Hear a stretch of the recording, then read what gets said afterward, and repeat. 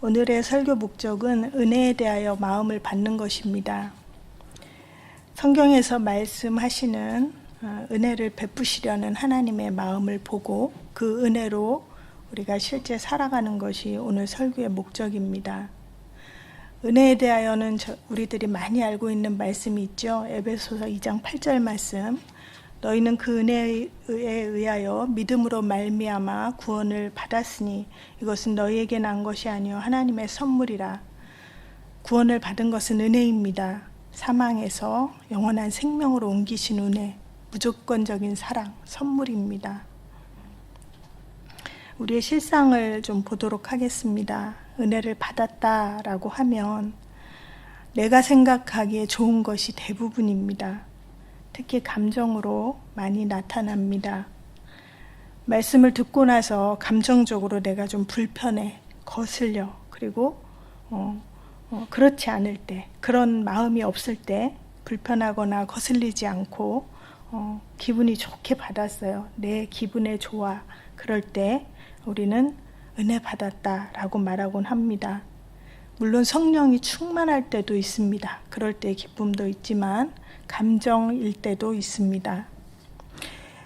여러분, 감정은 주님과의 관계에서만 쓰여질 것을 권면합니다. 아멘이 나오네요.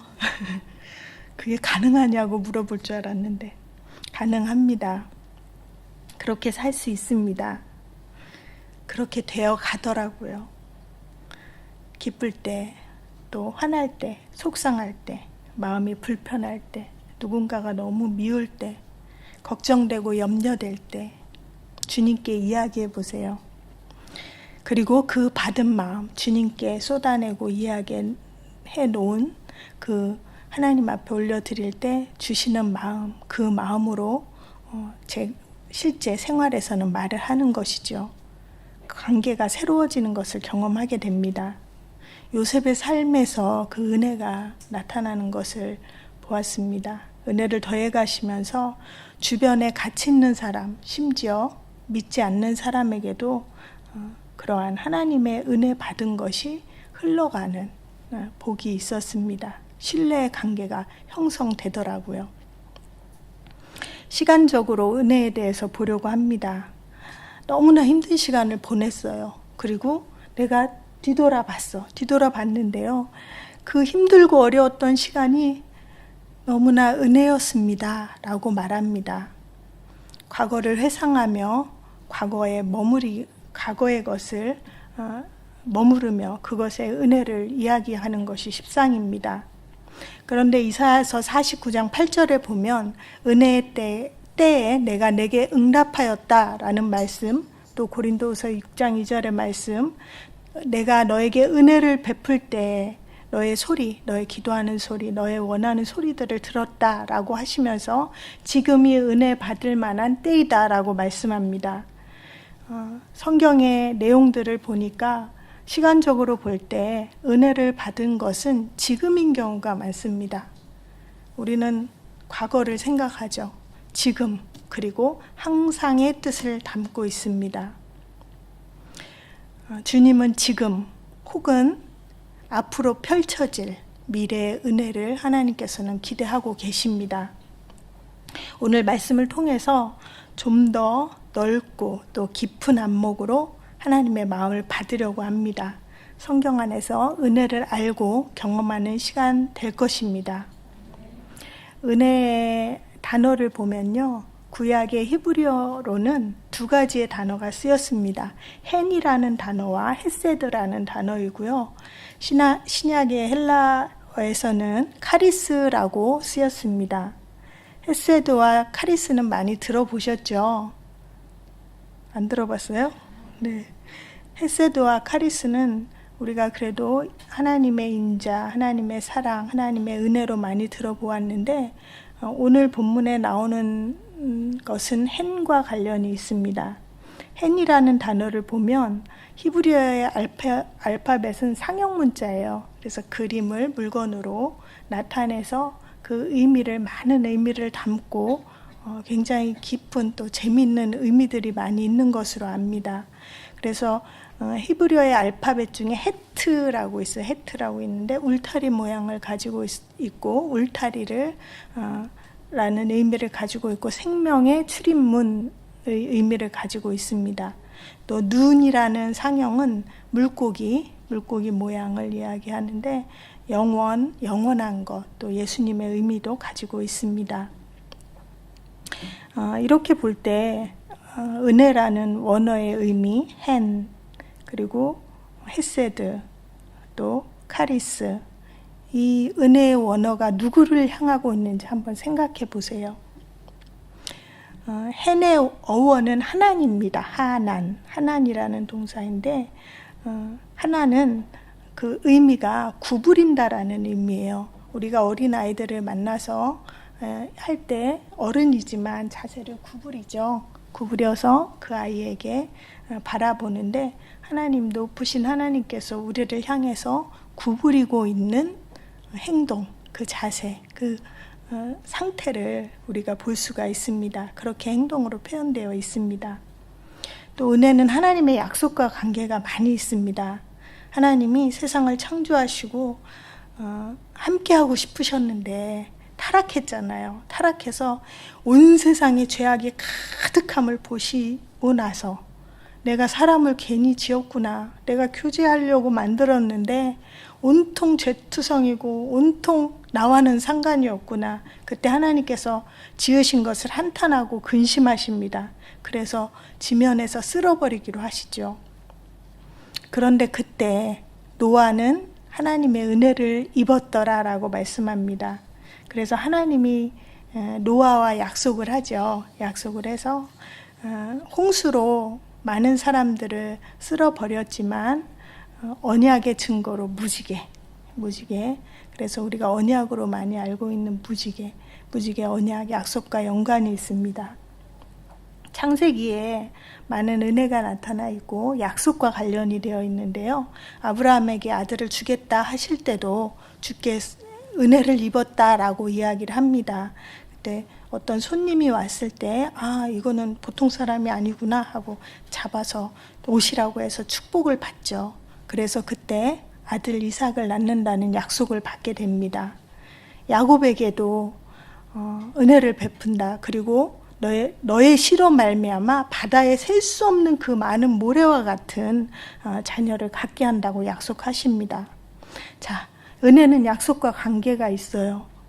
그렇다면 약속을 이루시는 분은 누구십니까? 네, 감사합니다. 잘 도와주시네요. 은혜는 이슬로도 말씀을 많이 표현합니다. 이슬. 잠언 19장 12절에 이런 말씀이 있더라고요. 왕의 노함은 사자의 부르짖음 같고 그의 은택은 풀이의 이슬 같으니라. 팔레스타인 지역은 하늘에서 공급되는 것으로만 살아야 합니다. 하나님께서 그런 지형에서 살게 하신 데는 뜻이 있고 의미가 있다라고 생각되어져요. 그래서 비가 오면 그 비로 살아가지만 농작물을, 근데 비가 오지 않으면 그때는 이슬이 내렸습니다. 그 이슬이 많이 내려서 오히려 비를 대신해서 수자원, 그렇다고 물을 이렇게 모아두는 그런 시설도 있지 않았고 오직 하늘에 계신 하나님을 바라보고 나만 바라보아라, 하나님의 그 마음이 있습니다.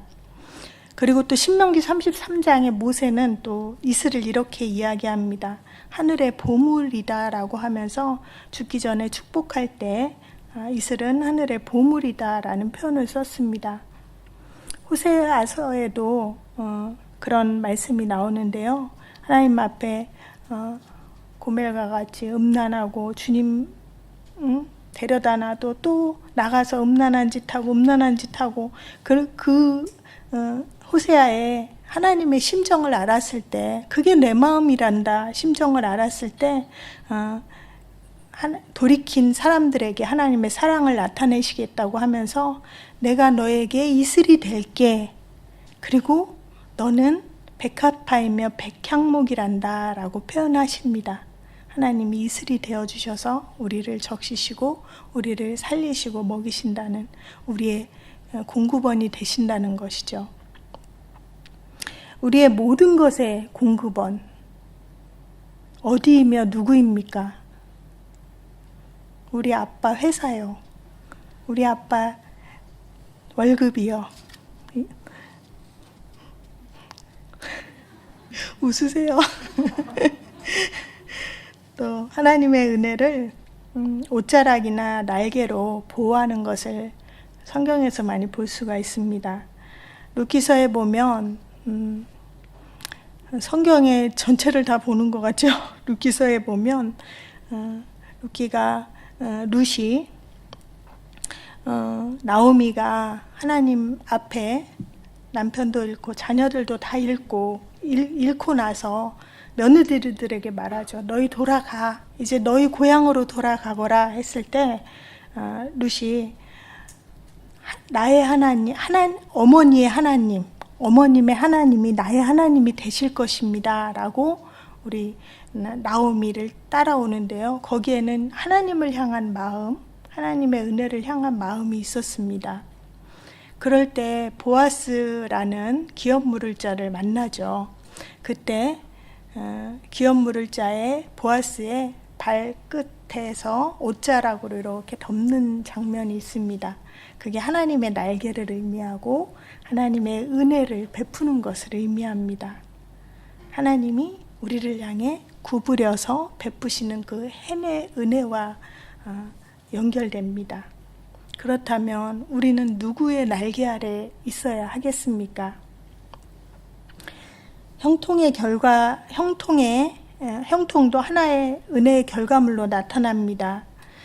말씀을 마음에 담아가는 우리 교회에서 많은 어려움이 있고 힘든 일이 있을지라도 주님의 은혜였다라고 말하는 경우가 점점 많아지는 것 같습니다.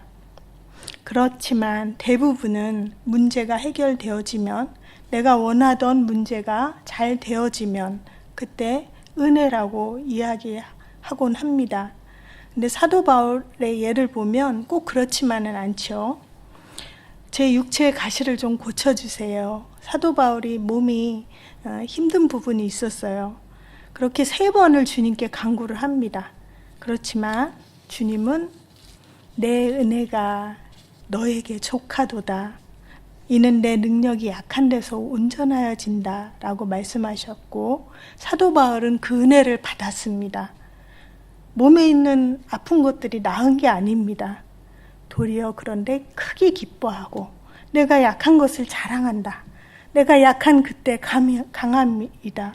내가 형통하지 아니하더라도 나는 주님으로 인해 기뻐한다 라는 사도 바울의 고백이 있죠.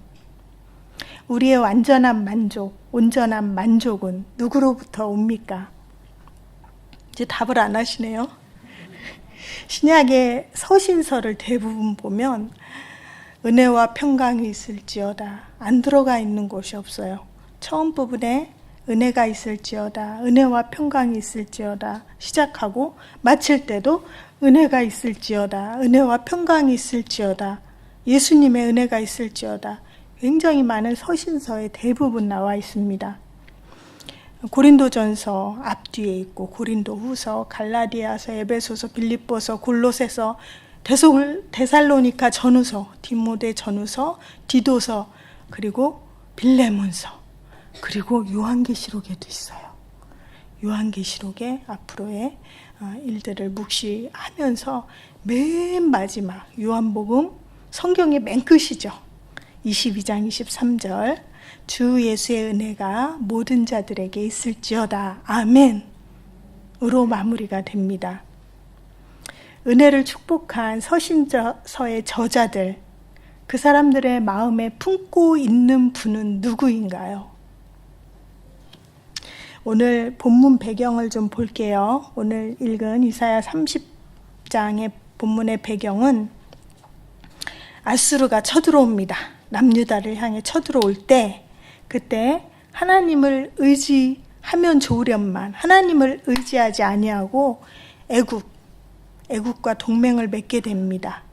그럴 때 그 하나님의 심정을 30장 1절에서 3절에 하나님의 심정이 나타나 있습니다. 우리가 30장 1절에서 3절을 한번 같이 천천히 또박또박 읽어보겠습니다. 시작. 여호와께서 이르시되 패역한 자식들은 화 있을진저 그들이 계교를 베푸나니 나로 말미암지 아니하며 맹약을 맺으나 나의 영을 말미암지 아니하고 죄에 죄를 더하도다. 그들의 바로의 세력 안에서 스스로 강하려 하며 애굽의 그늘에 피하려 하며 애굽에로 내려갔으니 나의 입에 묻지 아니하였도다. 그러므로 바로의 세력이 너희의 수치가 되며 애굽의 그늘에 피함이 너희의 수욕이 될 것이라. 그로 인해서 하나님의 심판과 징계가 있었습니다. 그런데 세상에 강한 것을 의지하지 아니하고 다시 돌이킨 자들에게 주시는 회복의 말씀은 그 이후에도 나와 있습니다. 우리 18절을 한번 같이 읽어보겠는데요. 18절 시작. 그러나 여호와께서 기다리시나니 이는 너희에게 은혜를 베풀려 하시며 일어나시리니 이는 너희를 긍휼히 여기려 하심이라. 대저 여호와는 정의의 하나님이시라. 그를 기다리는 자마다 복이 있도다. 아멘. 하나님이 기다리신다고 말씀하시죠. 왜 기다리신대요? 은혜를 베푸시려고. 그리고 또 우리도 하나님을 기다리는 자에게 복이 있다고 말씀하십니다. 하나님께서 우리를 향해 구부리시고 기다리고 계시고 내가 또 하나님의 은혜를 기다리면 은혜를 베푼다고 하시고 복이 있다고 하십니다. 그렇게 하나님이 나를 기다리시고 내가 하나님을 기다리면 어떻게 됩니까? 맞닿게 되겠지요. 그게 은혜이고 복입니다.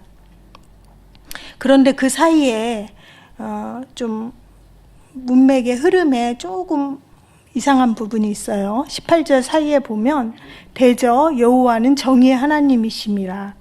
참으로 공의의 하나님이심이라. 이런 의미죠. 거기에 그냥 내가 너에게 은혜 줄 거야, 복 줄 거야 이랬으면 그냥 나 사랑의 하나님이야, 응? 그리고 공의와 사랑의 하나님이야 라고 하면 되는데 그곳에 공의의 하나님이 나타나 있습니다. 좀 어색하죠. 어색한데 그곳에 비밀이 있고 복음의 신비가 있습니다. 19절에 내가 부르짖어 기도하면 들으시고 은혜를 베푸신다고 했는데요. 또 20절은 환난의 떡, 어려움이 있고 고생의 물, 어려움이 있습니다. 그런데 스승을 숨기지 않고 보이신다고 합니다.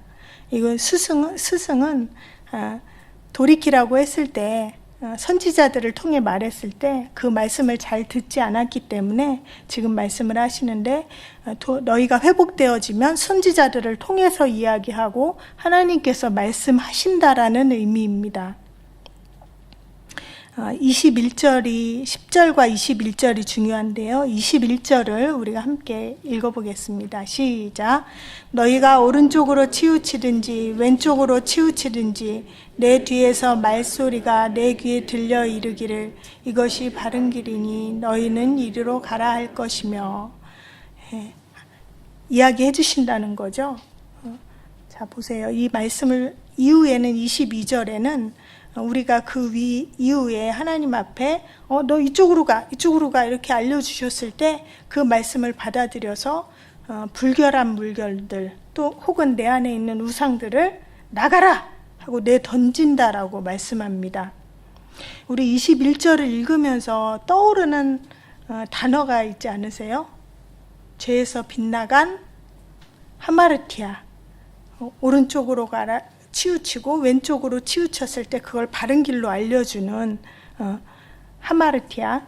우리가 죄라고 하면 무엇입니까? 죄는 관역을 향해 나아가야 하는데 관역을 향해 나아가지 않고 빗나가는 것.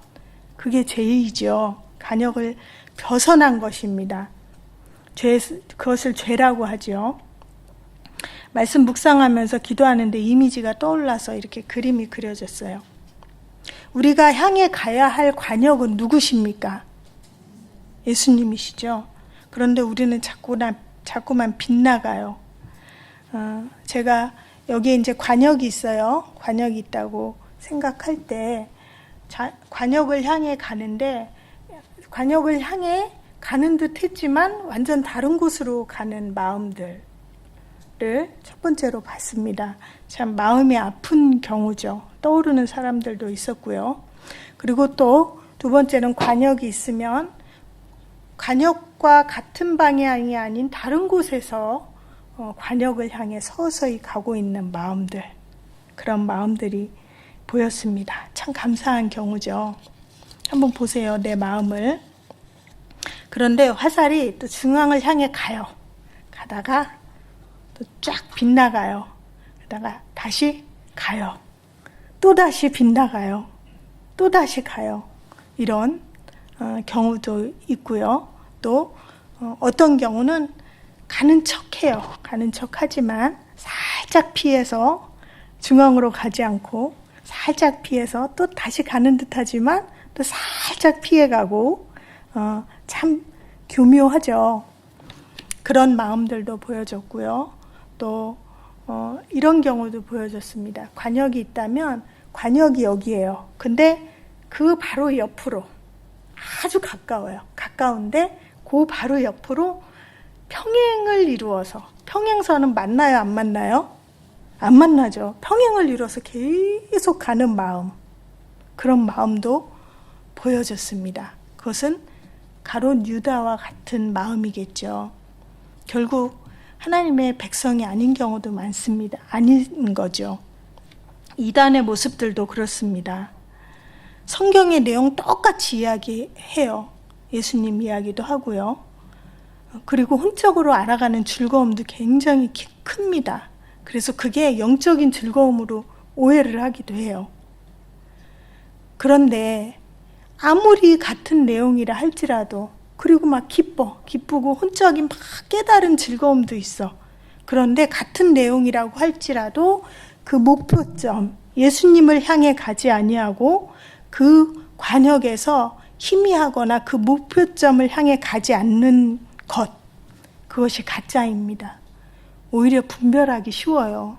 그런데 그런 이단이 있습니다. 내 안에 예수님으로 고요하고 단정하게 정돈되지 않았을 때 그것이 보이지 않습니다. 관역을 향해 가고 있지 않고 오히려 즐겁고 진짜인 듯한 그런 속고 있는 그런 모습들도 있을 수 있겠죠. 여러분의 마음은 어떤 모습입니까? 우리 21절에 이제 관역을 향해, 예수님을 향해 가다가 한쪽으로 치우쳤어요. 그랬을 때 귀에 들리는 말소리로, 얘야 이거는 바른 길이니 이리로 가라, 거기로 가면 안 돼, 이리로 가야 해, 이렇게 말해주는 교회, 이렇게 말해주시는 목사님, 그렇게 함께 말해주는 공동체가 있어서 얼마나 감사한지요. 결국 바른 길을 우리가 함께 향해 가는 것, 누구를 향해 가는 것입니까? 예수님을 향해 가는 것이죠. 우리가 하나님이 기다리시고 우리가 기다려서 맞닿는 곳, 그곳은 어디일까요? 자신 있게 십자가. 누구와 연합합니까? 예수님과 연합합니다. 그게 은혜입니다. 그렇게 유일한 우리의 관역은 예수님이십니다. 하나님이 우리를 만나 주실 수가 없잖아요. 죄인인 나를 만나 주시려면 내가 하나님 앞에 가면 난 죽어요. 누구를 통해 만나 주십니까? 예수님을 통해 은혜를 통해 만납니다. 그것이 바로 공의의 하나님이신 거죠. 예수님을 통해서만 나를 상대해 주시는 그 공의의 하나님, 그렇기에 은혜입니다. 이스라엘 백성이 애굽에서 나올 때 바로 왕이 내보내지 않죠. 그래서 10가지 재앙을 하나님께서 내리십니다. 그래서 마지막에 장자들이 죽어나가죠. 그런데 그 문지방과 문설주에 피를 바릅니다. 피를, 어린 양의 피, 어린 양을 죽여서 그 대가를 지불하고 피를 바를 때 거기에 있는 장자는 죽지 않습니다. 이스라엘 백성, 그것은 죽지 않는다는 거죠. 아까 헤트 울타리 얘기했을 때 그 헤트의 모양이 바로 문지방과 문설주의 모양입니다. 그 은혜로 인하여 넘어가는 거죠. 유월절. 예.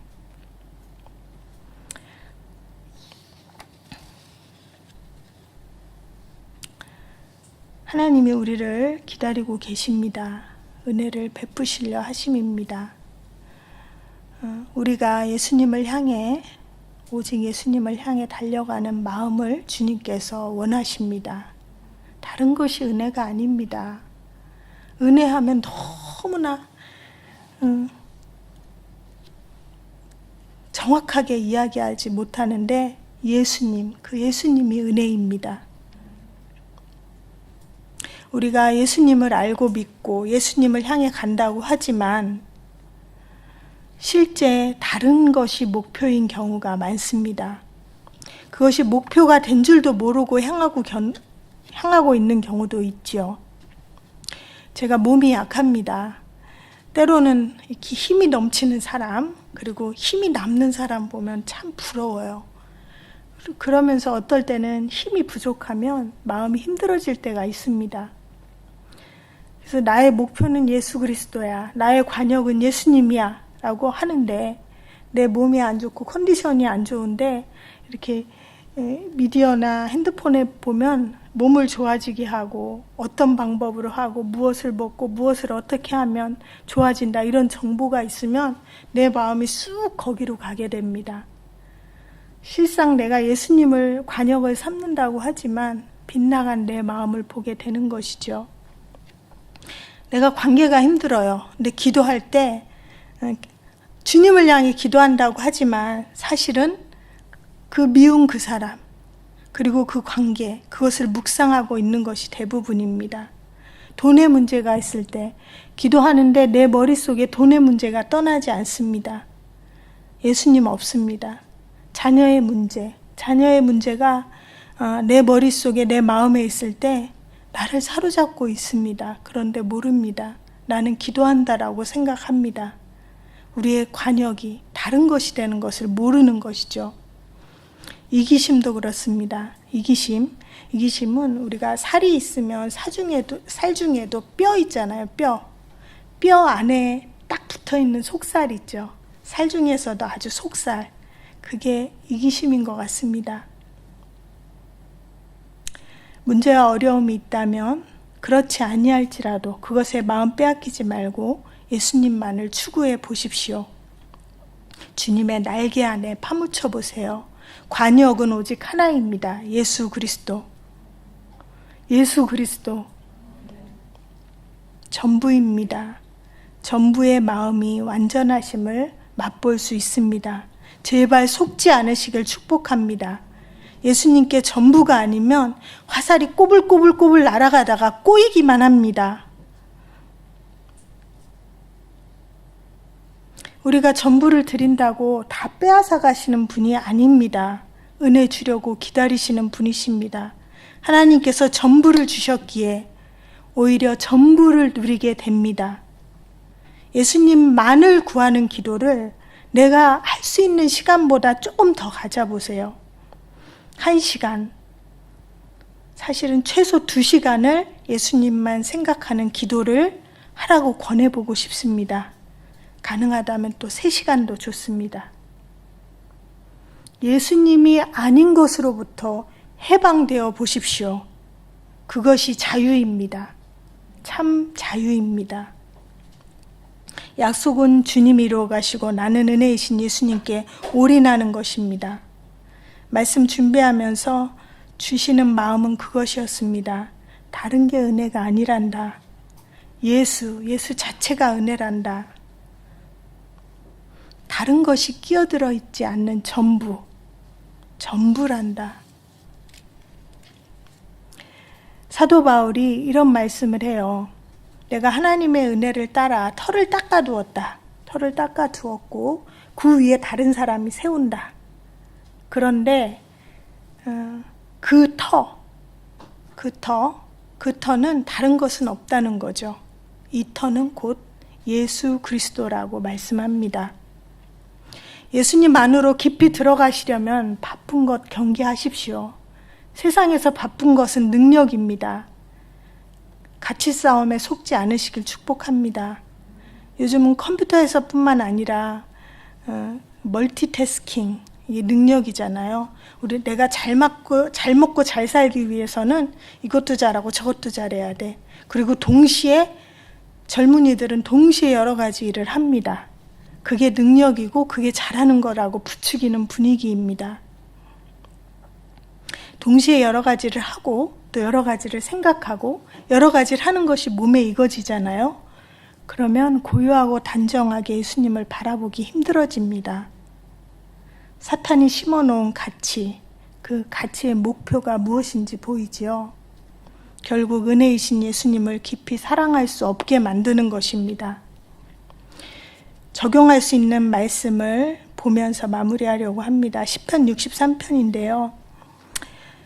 자식이 속썩이는 것, 부모라면 다 경험했을 것입니다. 힘들게 하는 것. 많이 힘들죠. 저도 힘든 때가 있었습니다. 그런데 다윗의 아들은 압살롬, 속썩이는 게 아니라 아버지를 반역하죠. 그리고 아버지를 죽이려 하고 유다 광야에서 찬양하는 노래입니다.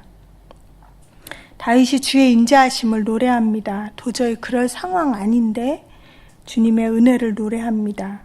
우리 시편 63편을 한번 같이 하나님을 찬양하는 마음으로 보려고 합니다. 시편 63편 3절에서 7절.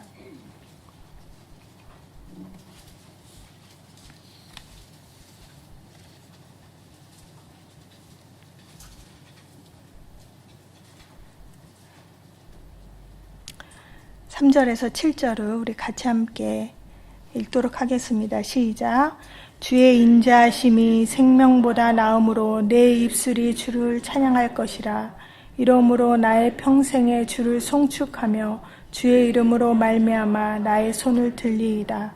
골수와 기름진 것을 먹음과 같이 나의 영혼이 만족할 것이라. 나의 입에 기쁜 입술로 주를 찬송하되 내가 나의 침상에서 주를 기억하며 새벽에 주의 말씀을 작은 소리로 읊조릴 때 하오리니 주는 나의 도움이 되셨습니다. 내가 주의 날개 그늘에서 즐겁게 부르리이다. 아멘. 3절의 인자하심의 헤세드입니다. 그리고 인자가 생명보다 낫다. 여기서 생명은 영원한 생명이 아니라 목숨을 뜻합니다. 주의 은혜가 우리의 목숨을 위한 모든 것들보다 더 낫습니다. 주의 인자가 생명보다 낫다라는 말씀을 보면서 제임스 심슨이라는 사람과 연결되었습니다. 교수이면서 의사인데 아담이 깊이 잠들게 하시고 하나님께서 갈비뼈를 취해서 하와를 만드시잖아요. 그 말씀을 통해서 마취제를 개발한 사람입니다. 그전에는 어떤 다른 것이 있었지만 그것에 어떤 굉장히 힘들었고 마취 없이 수술을 하다 보니까 꽁꽁 묶어서 그 실제 절개를 하고 의식이 있는 상태에서 굉장히 얼마나 힘들고 고통스러웠겠습니까? 그런데 마취제를 그 말씀을 통해서 개발하고 나서 빅토리아 여왕이 영국에 그 마취제를 가지고 무통분만으로 출산을 하게 되면서 그 공로가 인정이 됩니다. 그러면서 그 사람에게 귀족의 자기를 주게 됩니다. 그렇게 살았던 그 사람에게 얼마나 이 땅에서의 자신의 명예와 업적과 개발한 게 얼마나 큰 것입니까? 우리가 다 바라보게 되잖아요. 우리도 수술할 때 마취제 사용하니까요. 근데 말년에 제자들이 묻습니다. 교수님이 발견한 것 중에 가장 큰 발견이 뭐예요? 그 외에도 여러 가지 이제 있었겠죠. 제자들은 그 크로로포름 그 마취제 개발한 거를 말씀하실 거야. 그거보다 더 큰 영광이 어디 있어? 라고 생각을 했죠. 그렇지만 제임스 심슨은 예수님을 이야기합니다. 나에게 은혜를 베푸신 그 예수님, 공로 없는 주님으로만 가능한 구원의 길, 예수님, 그 예수님을 이야기합니다.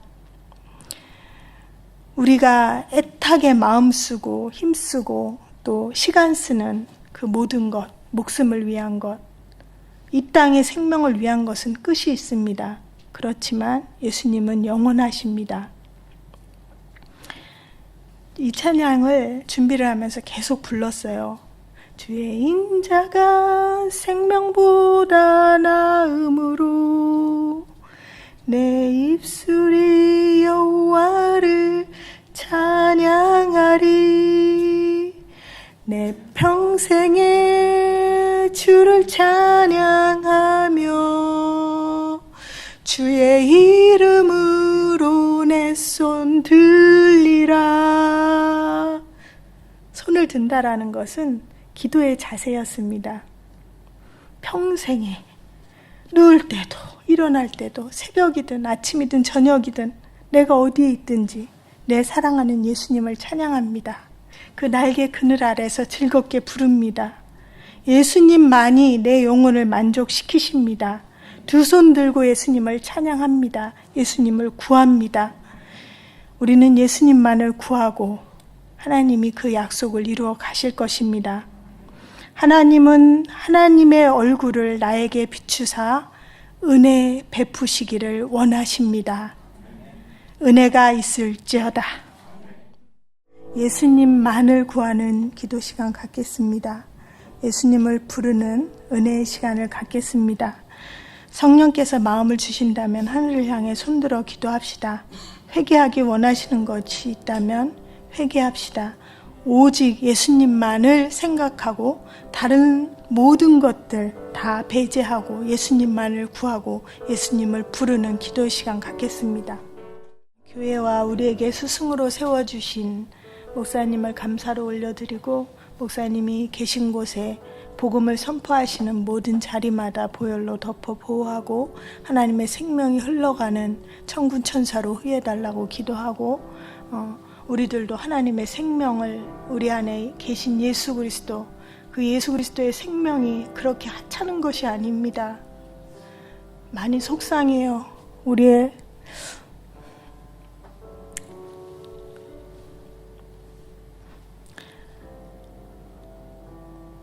예수님을 하찮게 여기지 마세요.